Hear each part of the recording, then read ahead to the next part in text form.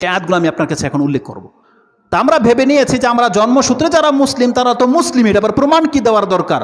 যারা হয়তো এখন খ্রিস্টান থেকে, ইহুদি থেকে, হিন্দু থেকে ইসলাম গ্রহণ করবে, আল্লাহ হয়তো এখন তাদেরকে বলেছে যে মুসলিম দাবি করলে তোমাকে মেনে নেওয়া হবে, তোমাকে পরীক্ষা দিতে হবে। আমরা অধিকাংশ মুসলমান এই ধ্যান ধারণায় বিশ্বাসী যে আমরা তো বাপ দাদার সূত্রেই মুসলিম, আমার আবার ইমানের পরীক্ষা কি দিতে হবে? ইমানের পরীক্ষা তো হিন্দু দেবে, যার ফলে আপনি মসজিদে আসেন না। কিন্তু আপনি ভুলে গেছেন প্রত্যেকটা ব্যক্তিকে 5 বার পরীক্ষা করা হয়, প্রত্যেকটা ব্যক্তিকে। আপনার জন্ম যদিও মুসলিমের ঘরে হয়ে গেছে, আল্লাহ যখন বলে দেয় এই মসজিদ থেকে 5 টাইম ফজরে হয়েছে, এখন হয়েছে, আরেকটু পরে হবে, তারপরে হবে, এইভাবে 5 বার যখন আজান দেওয়া হয় আর এই কথাটা বলা হয় হাইয়া আলাস সালাম, আসো নামাজের দিকে, রাসূল সাল্লাল্লাহু আলাইহি ওয়াসাল্লাম কি বলেছে?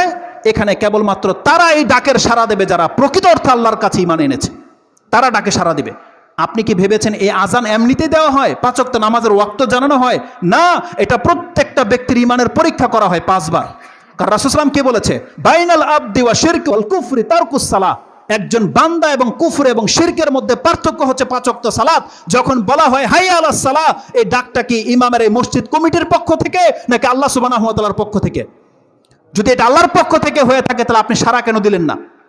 আর আপনি দাবি করছেন আপনি মুসলিম, তারা আল্লাহ বলছেন আমি তোমাকে পরীক্ষা করব। কিন্তু আল্লাহ কিভাবে আমাদেরকে পরীক্ষা করে আমরা অধিকাংশ মুসলিম এটাই বুঝি না যে পরীক্ষা কি জিনিস।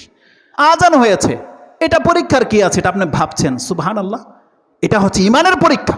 কারণ রাসূল সাল্লাল্লাহু আলাইহি ওয়াসাল্লাম কি বলেছে? ইসলাম হচ্ছে 5টা জিনিসের উপরে, তাই না?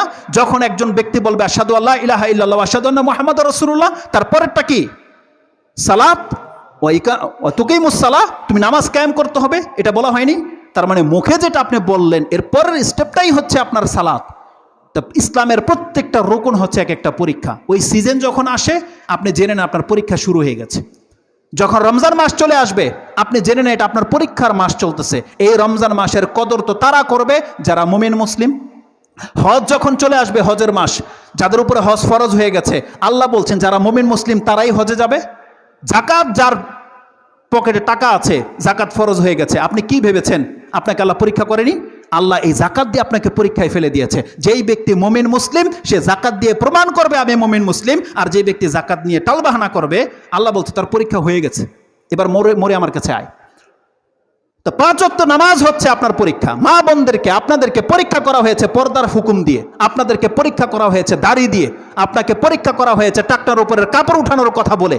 আল্লাহ সুবহানাহু ওয়া তাআলা যদি আমাদেরকে রাজা বাদশার মতো ওই জমিনে হ্যাচড়িয়ে কাপড় পরাতে পারে জান্নাতে, দুনিয়াতে আমাদের জন্য এলাও করতে পারতেন না?